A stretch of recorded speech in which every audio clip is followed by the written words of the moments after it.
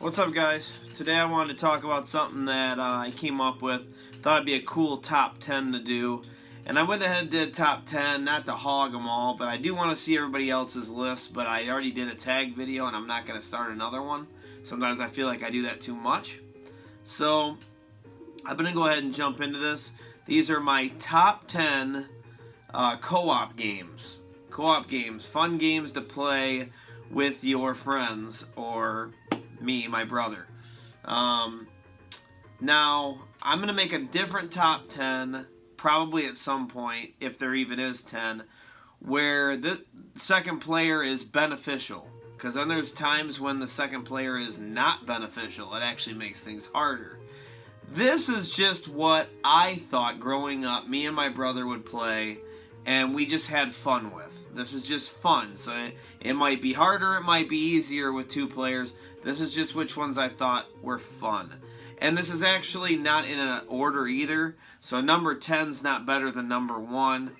I think everybody knows pretty much what my favorite NES games are by now, for the most part.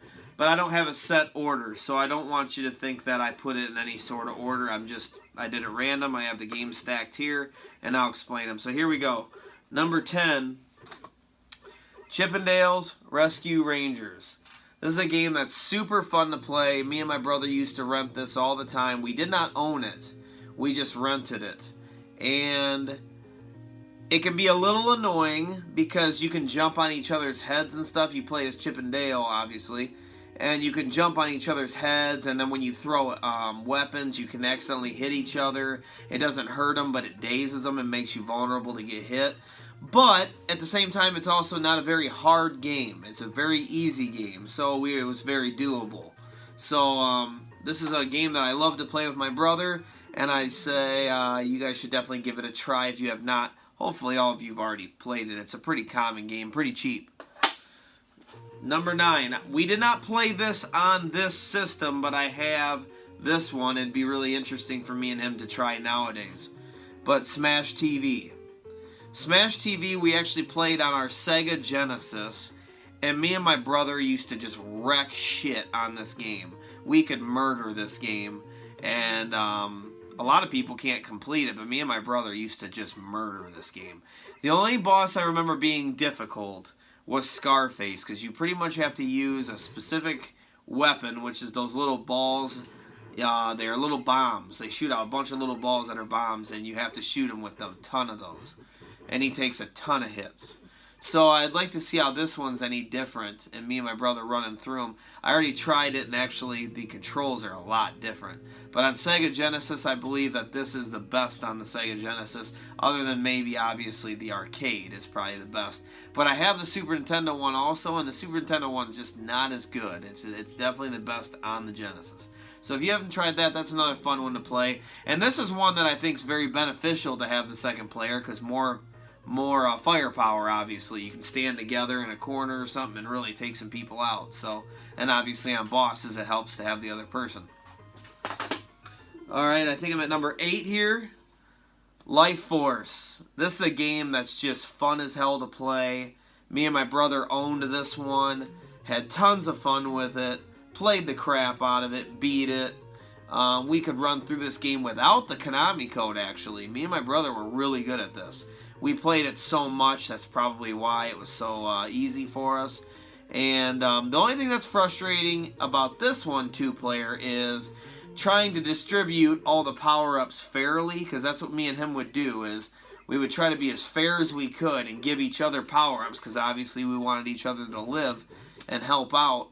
So trying to distribute the power sometimes versus having the extra player, you don't know if it's really beneficial. It might be kind of easier to do it by yourself, because you get all the power-ups and you're just all powered up, ready to go. And the other person can make it where you're a lot less powered, but you do have an extra gun and another person shooting. So it's a tough distribution. I'm not sure what's easier there, but that's number 8 for Life Force. Number 7, this is just a fun one to play. You have unlimited lives. It's super fun. It's very arcadey. Is Guerrilla Warfare. Or Guerrilla War, I'm sorry. We owned this as a kid. We used to run through this all the time. This would be when me and my brother are just hanging out, just playing games. and we want something super easy, we would play this together and just have a whole lot of fun with it. It's pretty easy. It takes about half hour to 45 minutes to beat, and it's just fun to play. So if you want a game that's also cheap, matter of fact, all of these have been cheap games, and this is a lot of fun to play. If you just don't want a challenge, if you just want to have fun, you can die as many times as you want. You just keep coming back. It's actually pretty fun. All right, number 6. Me and my brother used to wreck in this game, and it was so much fun because we were really good together on it. We just gelled perfectly. Was Kings of the Beach. Kings of the Beach, me and my brother would just murder the computer. And we would go all the way in the tournament, and we'd win it all. We owned this game. This is another common game that's easy to pick up. You can order it online for probably $10 or less, and it's a lot of fun. I've never played Super Spike V-Ball, and I know people talk about that all the time, but man, I don't know, man. Kings of the Beach was awesome. So when people don't bring this game up enough, I'm like, wow, man, Super Spike must be really good because, man, this game is beast as hell. I love this game. Me and my brother would just destroy. Number 5, I believe. Yep, number 5. Another game that you have a limited amount of lives. It's just fun to play. Me and my brother would rent this all the time. Was Rampage. And they actually have a movie coming out for this with The Rock here soon. I think it might already be out, actually. Maybe it's out now. I don't know. I don't remember. But I don't really want to see it. But I might. But this is a game where you can just run through it, have fun, but it's very beneficial to have the other player if you care about living.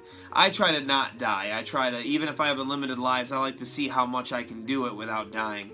And this is a game that when you have the other player, I mean, you're just wrecking buildings, man, and doing it super quickly. So it's a lot of fun. And it's a game where you can just sit there and just talk to your buddy, have fun. It's a good video to do Let's Plays on because you don't have to think.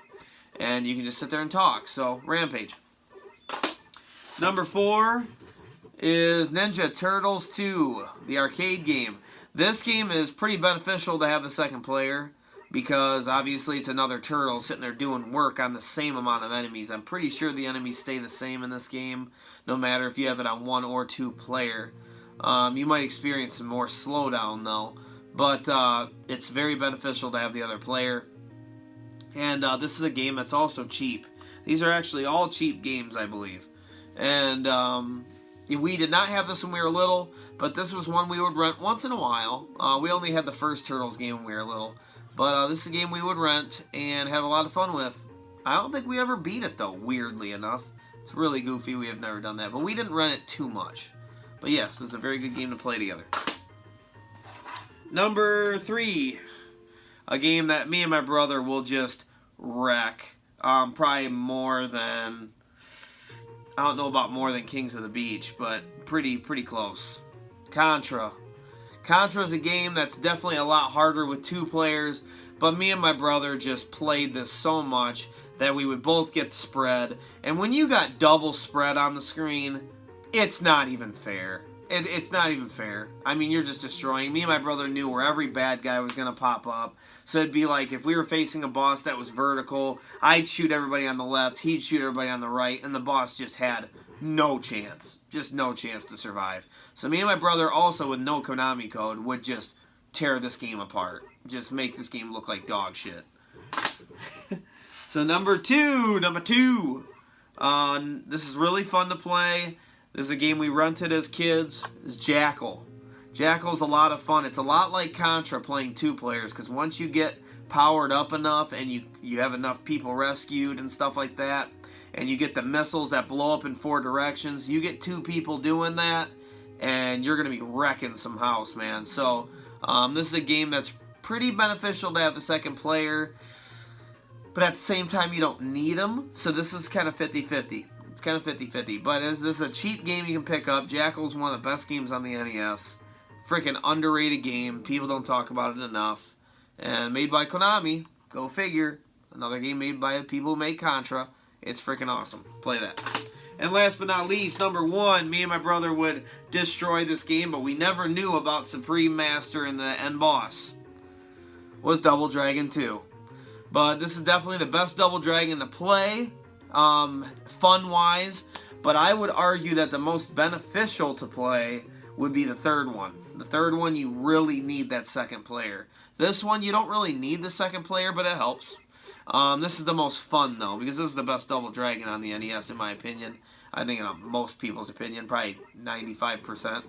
And it's just a lot of fun to play. And me and my brother never beat on Supreme Master, because when you beat the Shadow guy at the end, which we would do all the time, it freaking pops up on the stuff on the screen, and we didn't know that we had to put it on hard to face another boss, which we would have beaten it, and completed the whole game. So we didn't even know that. One fatal mistake made by the developers to not let you read everything on the freaking screen and know that you have another boss. So this is a very fun game. Excuse me. Also a very cheap game. But that is my list of top 10 NES games that top 10 co-op NES games, and I would say that this is more, like I said, just fun. Even though I did pick some of them that are beneficial, I want to do another list at some point where it's just beneficial. Like, which ones are the hardest? Like, I could pick top 5 hardest with co-op, and then top 5 where it's just beneficial to have that second player. Like, you almost need him. So, I will think about doing that. If you guys want to see a list, let me know, and I'll make a list. Or if you have a list of something else you want to see, and I'll watch your videos if you have them. Let's make some videos together where we do some top 10s. I always think they're fun to talk about your childhood and just your experiences with the game and whatever top 10 list you're talking about. But let me know what your top 10s are. Hopefully you'll make videos on them. Like I said, I already did a tag video today. I don't want to do another one. I don't want to start too many tag videos and then they don't get done. And I put a lot of pressure on people and stuff to get stuff done. So hopefully you guys will make some. I give you a good idea. Let's talk about games. Make your videos.